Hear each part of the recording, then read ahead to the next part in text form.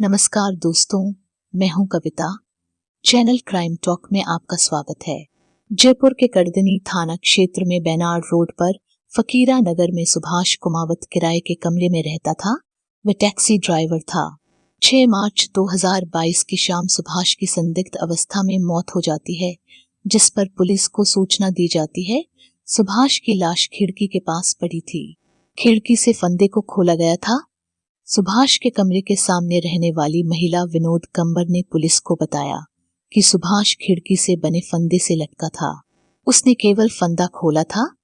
सुभाष के गले पर नाखून के खरोंचों के निशान थे। का मतलब यह था कि हत्या के मामले को आत्महत्या दिखाने की कोशिश की गई थी। पुलिस ने लाश को पोस्टमार्टम के लिए भेज दिया। पोस्टमार्टम रिपोर्ट में हत्या किए जाने की पुष्टि हुई। सुभाष के भाई सुनील की शिकायत पर थाने में सुभाष की हत्या का मुकदमा दर्ज कर लिया गया। पुलिस ने जांच की तो सुभाष के विनोद कंबर से काफी समय से चले आ रहे अवैध संबंधों का पता चला। सुभाष के मोबाइल की जांच की गई तो उसमें सुभाष और विनोद के अश्लील वीडियो मिले। इस मार्च को पुलिस ने विनोद को हिरासत में लेकर सख्ती से पूछताछ की तो विनोद ने सुभाष की हत्या का जुर्म स्वीकार कर लिया। गोविंदगढ़ का रहने वाला 25 साल का सुभाष कुमावत फकीरा नगर में किराए का कमरा लेकर रहता था। उसके कमरे के सामने वाले मकान में 23 साल की विनोद कंबर पति और 2 बच्चों के साथ रहती थी। विनोद और उसका पति 2 अलग अलग फैक्ट्री में काम करते थे। पड़ोसी होने के नाते विनोद और उसके पति के सुभाष से अच्छे संबंध थे। साथ खाना पीना होता था। 2 साल पूर्व विनोद और सुभाष एक दूसरे के करीब आ गए। उनके बीच नाजायज संबंध बन गए। विनोद का पति काम पर चला जाता तो सुभाष विनोद के पास पहुंच जाता। दोनों मिलन करने में डूब जाते थे। विनोद के पति को कुछ शक हुआ तो वह विनोद को गांव छोड़ आया, लेकिन जिद करके विनोद वापस जयपुर आ गई। सुभाष के कहने पर विनोद ने अपने पति पर दहेज उत्पीड़न का मुकदमा दर्ज करा दिया। ना से 1 माह पहले विनोद और सुभाष में भी झगड़े होने लगे।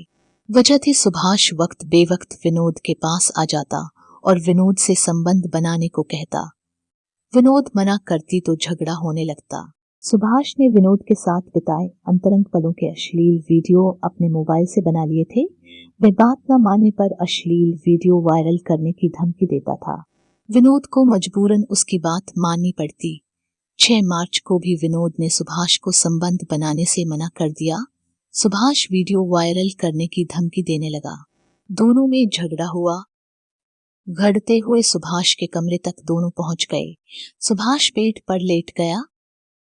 मौका अच्छा देखकर विनोद ने उसका मुंह और नाक सख्ती से दबा दिए, जिससे सुभाष की मौत हो गई। विनोद ने उसकी लाश को घसीटकर खिड़की के पास डाल दिया, जिससे मामला आत्महत्या का लगे। यह सुबह 8 से 9 बजे के बीच की बात थी। विनोद उसके बाद फैक्ट्री में काम करने चली गई। शाम को आई तो उसका पति भी घर आया। सुभाष का कमरा खुला देखकर विनोद के पति ने चाय पीने के लिए आवाज लगाई। जवाब ना मिलने पर वहां जाकर देखा तो सुभाष मरा पड़ा मिला। मकान मालिक की सूचना पर पुलिस मौके पर पहुंची। विनोद का गुनाह छिप न सका। वे पुलिस की गिरफ्त में आ गई।